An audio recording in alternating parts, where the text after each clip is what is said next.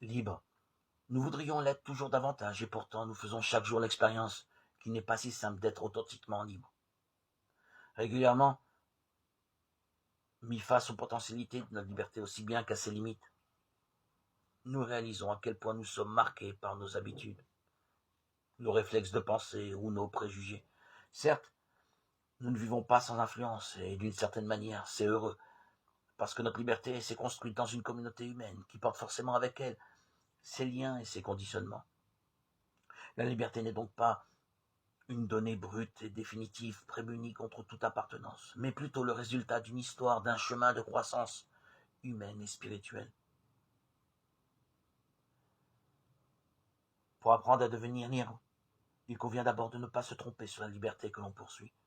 On pourrait être tenté, en effet, de vouloir supprimer toutes les contraintes extérieures qui font obstacle à la possibilité du choix. Grandir en liberté reviendrait alors à multiplier les possibles.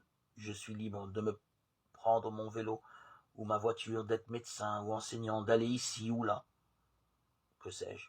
Et pourtant, l'authentique liberté ne se trouve pas tant dans l'absence de contraintes extérieures que dans la capacité intérieure à mobiliser ma volonté. Si je choisis cette profession plutôt qu'une autre, en engageant toute ma personne vers un bien, alors je commence à être libre. La liberté dont on parle se présente alors comme cette ressource intérieure qui vient du profond de l'être et permet à la personne de devenir pleinement l'auteur de sa propre vie. La vie morale exprime cet engagement dans le sens du bien.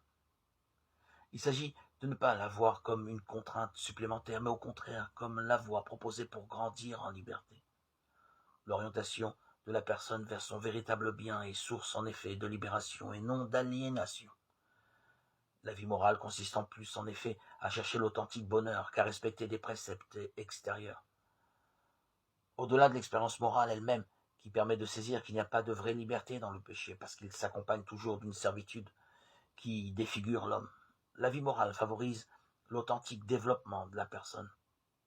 Être libre, c'est être plus moi-même, c'est-à-dire en possession de moi-même, pour agir selon ce que je suis.